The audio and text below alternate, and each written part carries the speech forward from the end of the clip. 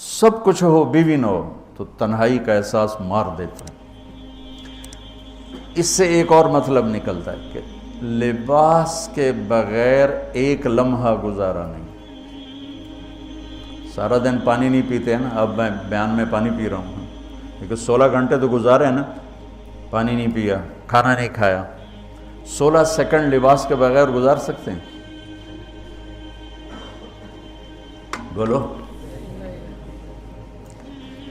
کوئی بھی کمرے میں نہ ہو، تم تنہا ہو، تم کپڑے اتارو تو تم اپنے آپ کو عجیب فیل کرو گے، تم خود اپنے آپ کو چادر میں چھپانے کی کوشش کرو گے۔ ان لباس ایک ایسی زبردست ضرورت ہے بلا دلیل کہ تم تنہا کمرے میں بھی کپڑے اتارو تو تم اپنے آپ کو عجیب سا محسوس کرتے ہو۔ اس سے پتہ چلا کہ بیوی کے بغیر کوئی زندگی نہیں ہے اور خامد کے بغیر عورت کی کوئی زندگی نہیں ہے۔ یہ ہمارا بدبخت معاشرہ ہندی کہ کسی بچی کو طلاق ہو جائے وہ گل سڑ کے مر جاتی، اس کی شادی نہیں ہوتی۔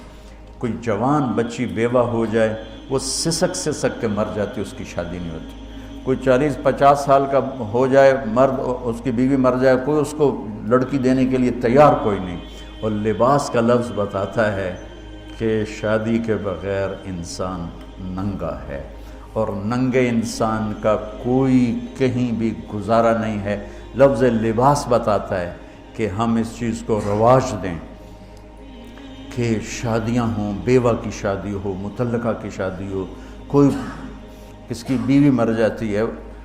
حضرت ابن مسعود کا فرمان ہے اگر میری موت میں 10 دن باقی ہوں تو بھی میں شادی کر لوں گا اگر میری بیوی مر جائے تو۔ ابو ہریرہ کہتے ہیں اگر میری زندگی میں 7 دن باقی ہوں اور میری بیوی مر جائے تو میں 1 ہفتہ بھی شادی کے بغیر نہیں رہوں گا، میں شادی کر لوں گا۔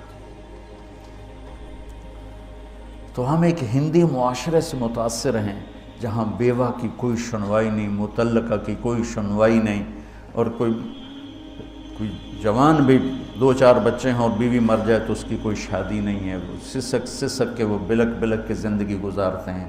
ہم لوگ اس کو رواج دیں۔ لباس، لفظ لباس بتا رہا ہے کہ جیسے لباس کے بغیر ایک لمحہ آدمی چین سے نہیں بیٹھ سکتا، ایسے ہی اس رشتے کے بغیر زندگی میں کوئی خوبصورتی نہیں، کوئی حسن نہیں۔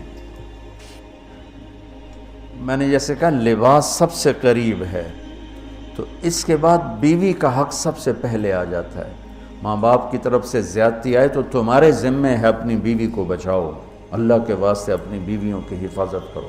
ہاں تمہاری بیوی کی طرف سے زیادتی آئے تو اللہ کے واسطے ماں باپ کی حفاظت کرو۔